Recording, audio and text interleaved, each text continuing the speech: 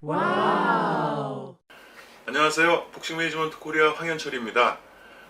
이번 시간에는 정말 그 귀한 분을 오늘 제 옆에 모셨습니다. 아마 얼굴 보면 많은 복싱 팬분들께서 기억하실 것 같은데 1970년대와 80년대 한국 프로복싱의 최대의 지장, 최대의 지도자로 손꼽히셨던 권재우 선생님 나와 계십니다. 안녕하세요. 네, 안녕하세요.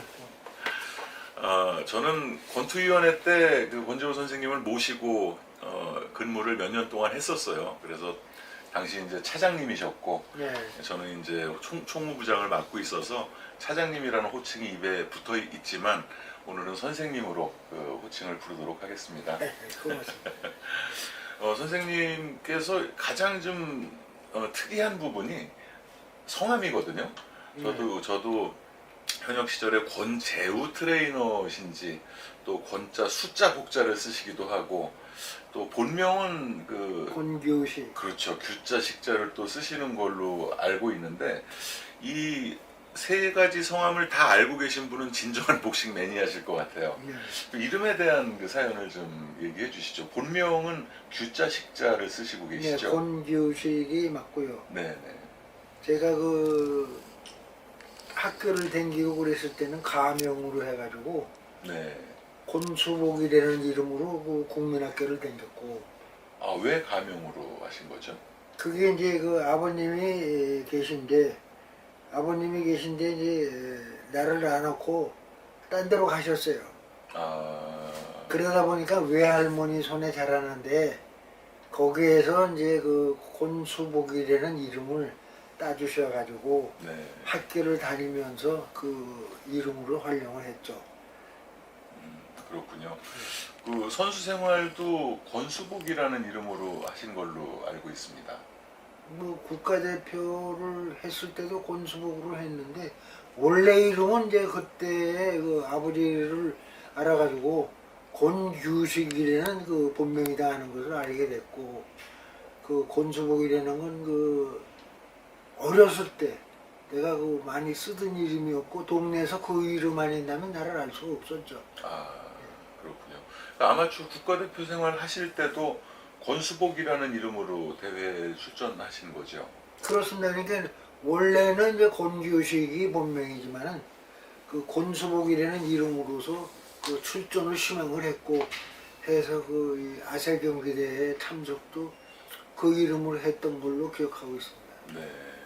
그러면 권재우라는 이름은 또 어떻게 네, 나온 거죠? 그거는 이제 그 권수복이, 권규식이 그 두 이름을 봤을 때 그 저명한 분이 뭐라고 얘기를 하냐면 이 이름 때문에 더 출세를 못하니까 이름을 바꿔라 해서 어떻게 했으면 좋겠습니까 했더니 권재우라는 이름을 쓰면 사장 노릇을 할 것이다 해가지고 그 권재우라는 가명을 쓰기 시작을 했습니다.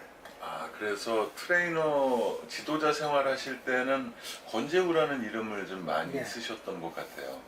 그렇습니다. 네. 복싱에 있어서는 모든 분야를 다 아우르셨어요. 사실 아마추어 국가대표를 지내시면서 이제 지도자로 변신을 하셔서 아마 요즘 분들은 잘 모르시겠지만 전 세계 챔피언 그 백인철 선수, 또 세계 챔피언을 지내셨던 이승훈 선수, 그리고 정기영 선수, 이 세 명의 세계 챔피언을 직접 다 만드셨고, 뭐 정병관 선수 동양 챔피언도 있고요.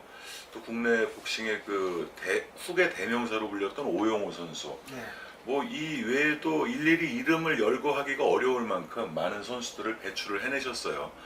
그리고 또 80년대 중후반에는 MBC에서 복싱 해설도 또 하셨었습니다. 그렇죠. 네. 해설도 뭐 잘 모르지만은 그래도 그 복싱을 안다라는 그런 측면에서는 MBC 권투를 그 한때는 중계도 했었고 거기에 그 캐스트로 많이 나가서 일을 했습니다. 그 상대방 선수나 이제 측에서 상대 선수의 코너에 그 우리 권재우 선생님이 앉아 계시면 벌써 불안해했다, 그런 말들이 예전에 참 많았었고, 그만큼 날카로운 지도력, 또 선수의 장점을 부각시키는 지도로 그 선수의 성공 가도를 항상 함께 하셨던 그런 나름의 비법이 있으셨을 것 같은데요. 이제 그것은 이제 그 복싱의 기본이라는 것은 잽을 치는 선수여만이 된다 하는 얘기가 나와 있고, 그 다음에 그 잽을 어떻게 칠 것이냐, 맞지 않고 상대에게 공격을 해야 될 것이냐 하는 그런 관점이 있기 때문에 복싱의 기본 툴은 레프트 잽을 잘 쓰는 선수가 훌륭한 선수가 될 수 있다, 또는 생명이 길지 않냐 이렇게 볼 수가 있어요. 그건 이제 뭐냐면 잽을 잘 침으로써 내가 포인트도 리드를 하고 또한 그 KO승도 이끌 수 있고 그런 상황이 벌어지는데, 요즘 선수들은 지도자들이 어떠한 그 지도를 했는지 모르지만 그저 그 라이트에 대한 의존도가 너무 심한 것 같아요. 그래서 쉽게 그 경기는 뭐 4라운드 경기는 상당히 볼만은 합니다만은 장래성이 좀 없지 않겠느냐 이런 얘기가 나옵니다. 기본적인 그 자세가 없기 때문에 크기는 좀 어렵다 해서 그 지도자들도 레프트 잽을 어떻게 쓸 것이냐 하는 그러한 연구를 많이 했으면 좋겠습니다. 사실 그 잽의 중요성은 뭐 아무리 강조해도 복싱에서 모자람이 없는 정도인데, 국내 복싱의 가장 그 단점으로 부각되는 것이 과거부터 잽이었잖아요. 그렇죠. 하지만 이승훈 선수나 백인철 선수는 달랐어요. 네. 그 잽의 활용도가 상당히 높았던 선수들인데요. 그러니까 그 잽을 그 잘 침으로서의 그 성공 가도를 달릴 수가 있었고, 잽이라는 것은 그 KO를 시키든 판정으로 이기든 내가 유리한 고지를 점령할 수 있기 때문에 그 잽을 과연 어떻게 쓸 것이냐, 그냥 그 허공에 날릴 것이냐, 맞힐 것이냐, 이러한 그 훈련 방법이 중요하죠. 그래서 그 잽을 맞히는 잽, 맞지 않으면서는 공격하는 거, 이런 것을 많이 그 지도자들이 연구를 하고, 지금 그 선수들에 대한 얘기를 잠깐 했습니다만, 그것은 이제 지도자들이 훈련 방법이 조금 바꿔줬기 때문에 그렇지 않겠나 이렇게 봅니다. 이게 그걸 빨리 바꾸고 장래가 희망되는 선수들이 됐으면 좋겠습니다. 지금 현재 선수를 육성하시는 관장님들 또 트레이너분들께서는 아주 명심해서 새겨 들으셔야 할 그런 말씀이 아닌가 싶고요. 이렇게 이제 명지도자로 거듭나게 된 어떤 그 터닝 포인트가 제가 얘기 듣기로는 오영호 선수와 김현치 선수의 이제 시합으로 그 전에 들었거든요. 네, 사실 그 오영호 선수가 무명 시절에 그 그렇습니다. 정말 대선수였던 김현치 선수와 다운을 주고받는 격전을 치름으로써 네. 비록 졌지만 스타덤에 오르는 그 네. 역할을 하셨고, 네. 그 코너에 역시 오영호 선수의 코너에는 그 권재호 선생님께서 계셨어요.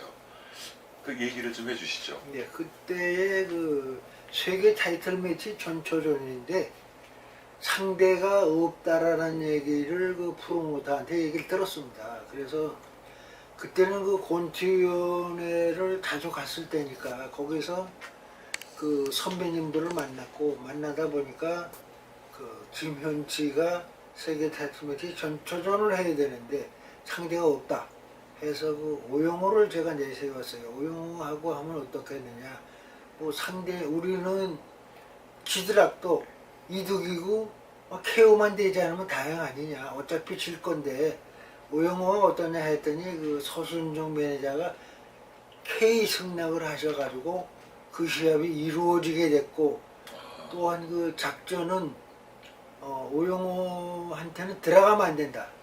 동아체육관의 그 훅은 들어오는 선수들한테 명성수가 아주 그 명확한 그 훅을 맞추기 때문에 들어가지 않는 그런 작전을 많이 썼어요.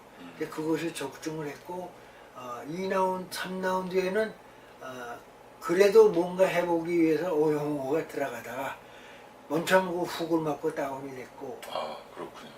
그래서 그 다음부터는 들어가지 못하게 했고 시간 전략을 내세워서 후반에 그 8라운드에 그 공격을 시도를 하다 보니까 오히려 오영호한테 이제 그 김현지가 맞고 다운되는 그러한 그 쾌거를 우리는 이루었고 해서 그 판정으로도 뭐 진 것 같지는 않습니다만은 판정으로 졌어요. 네. 그래서 그래도 우리는 대성공을 했으니까 세계 1위하고 우리 한국의 1위인 오영호 선수가 대성공을 해서 우리는 거기서 스타덤에 오르게 됐던 것이 바로 오영호 선수입니다. 저는 권투에 늘 미쳐가지고 있는 사람이니까. 근데 이제 이 권투는 미치지 않으면 안 됩니다. 네. 완전히 미친 사람이 돼야 되기 때문에 일단 그래서 그 체육관 육성하에서 전농동에다가 국동체육관이라는 것을 또 개관을 하게 됐고 거기에서 이제 많은 선수를 또 배출하게 됐고 그렇습니다. 아, 그 극동체육관이 시발점이 됐군요. 네, 그렇습니다. 그렇게 이제 해서 저희가 그 오늘은 우리 권재호 선생님께서 어떻게 지도자의 길에 접어드셨고 또 이제 그런 부분에 대해서 얘기를 나눌 것이고요. 또 백인철 선수와 이승훈 선수 그리고 정기영 선수에 대해서 별도로 또 이제 얘기를 하게 될 겁니다. 그래서 그때부터는 이제 많은 복싱 팬들이 기억하는 수많은 명승부를 이제 함께 하셨었고요. 네. 가장 기억에 남는 경기를 몇 개 좀 뽑아보자면 어떤 경기가 있을까요? 제일 가슴 아팠던 것은 그 원정을 가서 그 경기를 한 백인철 선수가 그 시차를 극복 못해가지고서 줄리안 잭슨이라는 선수한테 KO패하는 그런 모습이 제 가슴이 아팠죠. 근데 그것이 이제 그 알고 보니까 그 선수가 엄청 명성이 있는 선수고 우리는 시차를 극복을 못했습니다. 그 시차라는 것은 잠을 잘 자야 되는데 잠을 못 자다 보니까 감기 들은 사람은 머리가 아프다는 거죠. 그러니까 머리가 아플 때는 권투 선수는 치명적이죠. 그러니까 감기가 들은 거는 똑같은 그런 현상이 왔어요. 그래서 그 백인철 선수가 3라운드에 KO패를 했고 그때 그 제가 들어와서 백인철 선수한테 화가 나서 이 턱은 무슨 뭐 유리턱이냐 뭐 아무거나 맞으면 떨어지냐 하는 얘기를 했고 했더니 백인철 선수가 관장님 몰라요. 뭘 몰라 했더니 머리가 아파요. 그래서 생각을 해보니까 그것이 바로 시차. 바로 시차라는 것은 LA하고 라스베가스하고 똑같습니다. 아주 그 죽음의 문턱에 가게 되어 있습니다. 거기 가서 시합하는 선수들. 아마 뉴욕, 뭐 푸에르토리코 이런 데는 낮과 밤이 바뀌니까 좀 더 그 시차를 극복하는 데는 편안해요. 좋은 시합을 할 수가 있어요. 아예 반대가 돼버리면 좀 낫다는 얘기죠. 야, 그렇죠. 근데 이 LA나 라스베가스는 그 중간에 딱 떠가지고 잠자는 시간이면은 우리는 움직여야 되고 뭐 이런 상황이 와버리니까 머리가 아픈 거죠. 그러니까 머리가 아프다는 얘기는 그 잠을 못 잤기 때문에 감기 기운이 있는 거나 마찬가지입니다. 권투 선수는 랩트 잽에도 치명적인 타를 맞기 때문에 거기에서 백인철 선수의 그 좌절되는 모습을 봤고 지금은 미안한 얘기지만 그때는 이제 그 같이 움직이니까 이 턱은 유리턱이냐 하는 얘기를 물었고 백인철 선수는 잠을 못 자서 그런지 머리가 아프다 이런 얘기를 해서 그때 시차가 이렇구나 하는 것을 많이 느꼈죠. 워낙 또 줄리안 잭슨이 하드 펀처였잖아요. 그 당시에는 몰랐지만 그 시간이 더 지나고 나니까 그 그렇죠. 체급에서 가장 펀치가 센 선수 중에 한 명이 그 줄리안 잭슨이었는데요.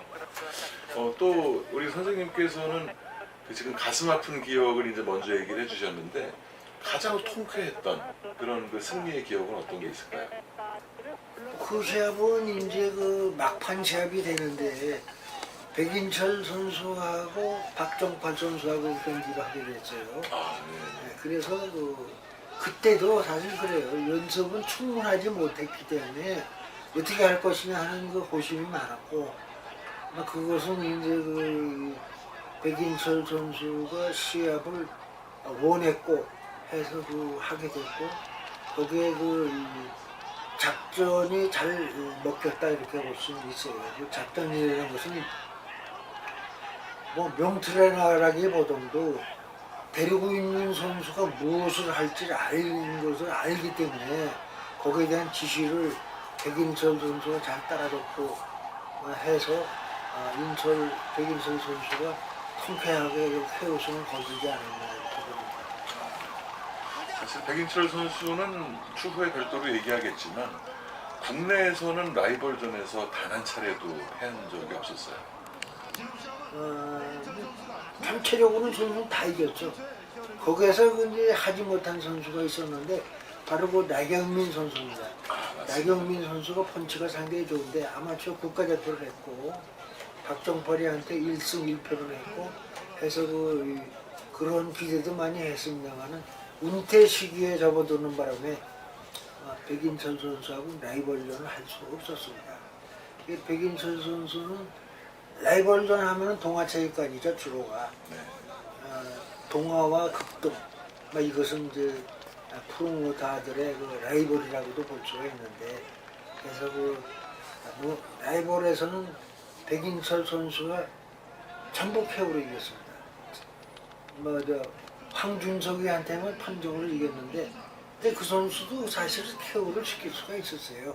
그런데 이제 백인철 선수가 5라운드에 그 황준석 선수를 들어오는 것을 올려치기를 하다 보니까 다운을 뺏었고 거기에서 이제 그 손목을 다치는 바람에 KO승을 할 수가 없었죠. 판정으로 이제 이기는 그렇지만은 이제 백인철 선수의 그 뛰어난 그 테크닉에 의한 그 랩트 잽에 의한 그것이 이제 랩트 잽이 없으면 그렇게 될 수는 없어요. 그렇지만 이제 잘 도망다니면서 때렸던 거 해서 일방적으로 잘 이겼다 이렇게 판명할 수 있습니다. 그러면서 이제 90년대 문턱에 접어들었고 권투위원회에 그 입사를 하시게 된 시기가 언제시죠? 그때 연도별은 잘 모르겠습니다만 그때 당시 회장은 이익순 씨였었고 그분이 이제 정년 퇴직을 하시다 보니까 그만둔 그런 과정이 됐고 거기에서 이제 이종성 회장이 회장이 되는 그런 과정이 있었어요. 그래서 거기에서 이종성 회장을 선출하는데 제가 사회를 보게 됐고 거기에서 이제 이종성 회장이 수고를 했다라고 해서 저를 권투위원회 총무부장으로 들어오게 하는 그런 내용을 생각합니다. 그때 계속 대의원이셨잖아요. 권투위원회가 대의원 제도였고 그렇죠. 예, 체육관 관장님으로서 대의원 활동을 하시다가 예. 그 이육순 회장님 그만두시고 구천서 회장이 잠깐 하셨고 그 후에 이종성 회장께서 이제 취임하실 때 그렇죠. 그때 이제 들어가셨군요. 그렇죠. 네. 그래서 거의 또 한 15년여를 권투위원회에서 그 후진들에게 행정을 하시면서 이제 기회를 또 가지셨었는데요.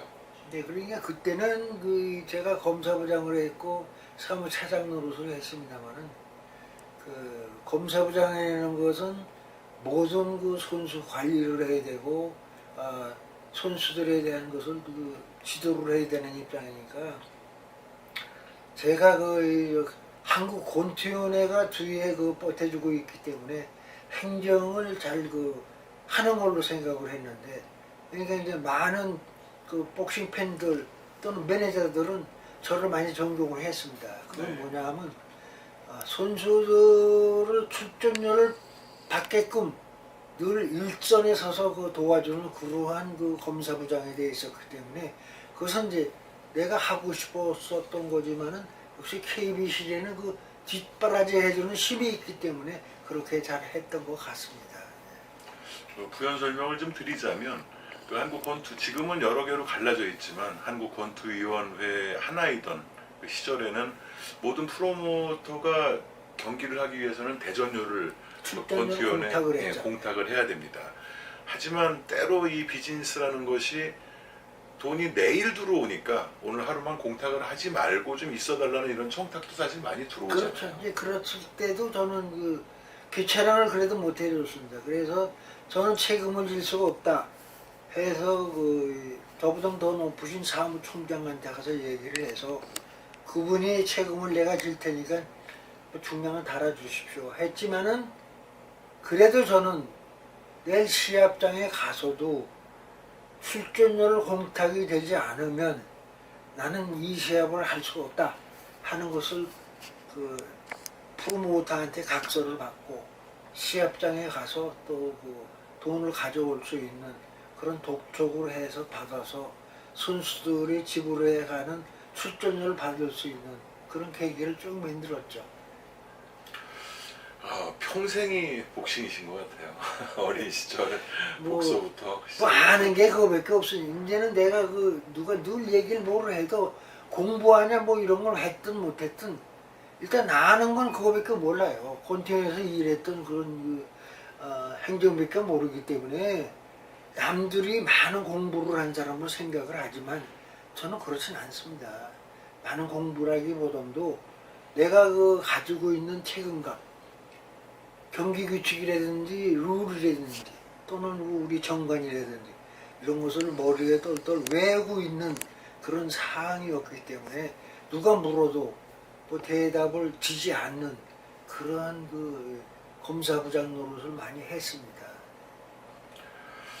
아마추어 국가대표를 거쳐서 정말 지도자로서 온갖 영화를 다 누리신 후에 이제 권투위원회에서 또 행정을 하시면서 후진들에게 도움을 주시고 이렇게 복싱에 평생을 바치고 지금 살아오셨고 또 성공적인 결과물들을 많이 만들어내셨어요.